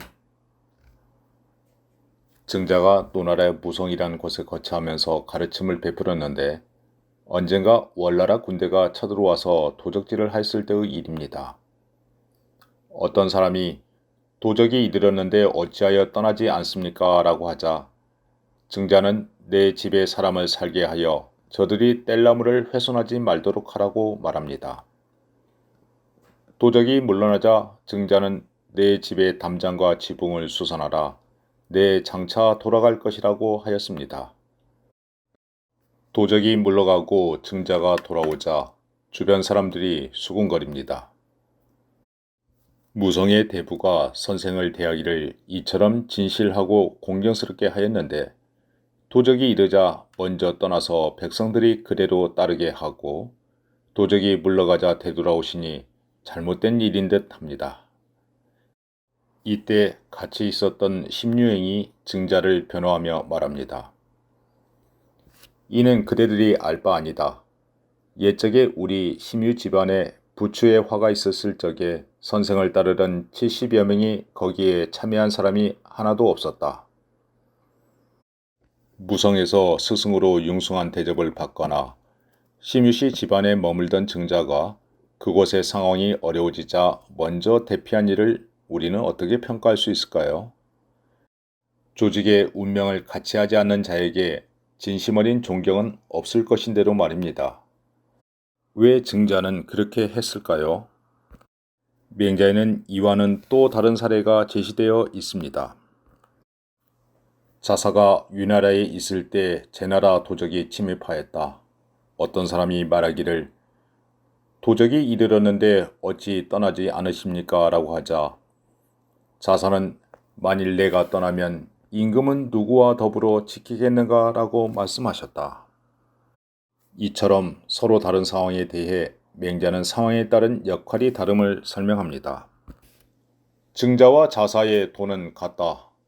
증자는 스승이며 부형이고 자사는 신하이며 미천하였으니 증자와 자사가 입장을 바꾸었다면 모두 그렇게 했을 것이다. 환란을 당함에 증자는 떠났고 자사는 떠나지 않았지만 맹자가 보기에 실은 다 같은 마음에서 나온 것이라는 것입니다. 증자는 무성에서 도를 가르쳤던 스승으로 스승은 부형과 같은 존재였고 반면에 자사는 유나라에서 벼슬하던 신하도 지위도 낮았습니다. 신하로서 자사는 유태한 일을 보면 생명을 아끼지 않는 것이 임금을 섬기는 의리입니다. 만일 증자와 자사가 처지를 바꾸었다면 각자 스승의 길이나 아니면 신하의 길을 선택했을 것이겠지요. 도가 같다는 것은 바로 이처럼 상황에 따른 처신이 달랐을 뿐이요. 그러한 상황이면 자신도 그렇게 할 수 있을 것이란 말입니다. 맹자가 보여준 상황 논리는 원칙주의의 또 다른 표현임을 암시해 줍니다.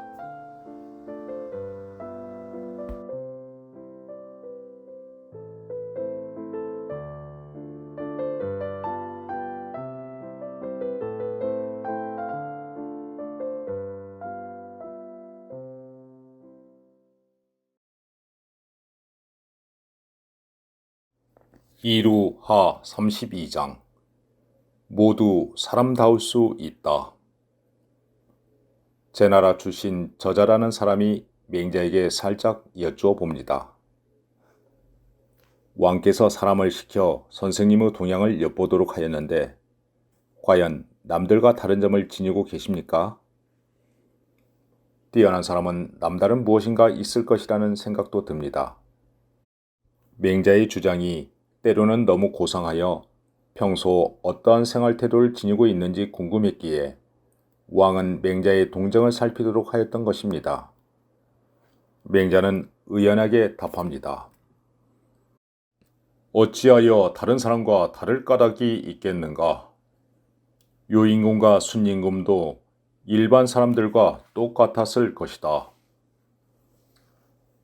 요순도 일반인과 같다는 말은 예초의 본성의 착함이란 점에서 다름이 없다는 것입니다. 다만 성인은 타고난 자신의 성품대로 다하신 것이 일반인과 차이날 뿐이니 자신의 본성을 회복하면 모든 사람은 요순처럼 성인이 될 것이라는 말을 암시하고 있습니다.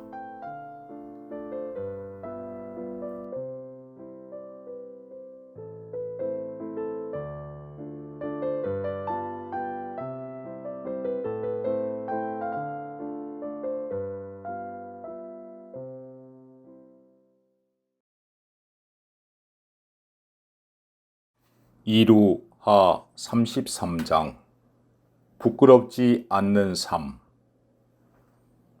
맹자는 다소 긴 이야기를 꺼냅니다. 그 비유가 너무나 생생하고 우리네 사는 모습과 닮았기에 때로는 부끄러울 때가 있습니다. 제나라 사람 가운데 아내와 첩을 한 집에 두고 지내는 사람이 있었다. 그의 남편이 밖으로 나가면 반드시 술과 고기를 배불리 먹고 돌아오곤 하였다. 그의 아내가 함께 마시고 먹는 사람을 물어보면 모두 부유하고 귀한 사람들이었다. 그 아내가 첩에게 말하였다. 남편이 나가면 반드시 술과 고기를 배불리 먹은 뒤에 돌아오는데 함께 음식을 먹은 사람을 물어보면 모두 부귀한 사람들이라고는 하지만 지금까지 이름난 사람치고 찾아온 적이 없었습니다. 내 장차 남편이 가는 것을 엿보겠소. 다음날 일찍 일어나 남편이 가는 곳을 뒤쫓아가니 모든 성안을 두루 돌아다녔지만 같이 서서 말하는 사람이 없었다. 마침내 동쪽 성곽의 무덤 사이에서 제사 드리는 사람에게 가더니 제사하고 남은 것을 구걸하고 부족하면 또다시 둘레를 돌아보면서 다른 곳으로 갔다. 이것이 그가 배불리 먹게 되는 방법이었다. 그 아내가 돌아와서 첩에게 말하였다. 남편은 우러러보며 존경하며 일생을 마쳐야 할 사람인데 지금 이 모양입니다. 첩과 함께 남편을 비판하면서 앞마당에서 서로 울고 있었는데 남편은 그것을 알지 못하고 으쓱거리며 돌아와서는 아내와 첩에게 교만하게 대하였다. 이야기를 마친 맹자는 자신이 말하려는 본질을 꺼냅니다. 군자의 입장에서 본다면 지금 상황 가운데 부귀와 영달을 구하는 사람들은 그 아내와 첩이 그것을 보면 부끄러워하여 서로 울지 않을 자가 별로 없을 것이다. 맹자는 제나라 사람이 다른 사람을 따르면서도 자신의 지조를 잃어버리는 것이 이와 같음을 비유적으로 말했던 것입니다. 그러나 일상을 살아가면서 염치를 모르고 부귀 영달만을 추구하는 사람이 되지 않기란 쉽지 않을 것입니다. 따라서 군자는 세속의 욕망과 잠시 거리감을 두고 오직 이익과 의리의 경계를 엄격히 하고 지극히 굳세고 지극히 큰 기운을 기르려는 것입니다. 밖에서는 비굴하게 생활하면서 집에 돌아와서는 의시되는 그 한심한 모습이 혹시라도 우리의 모습이 아닐까 싶어 부끄러울 때가 있습니다.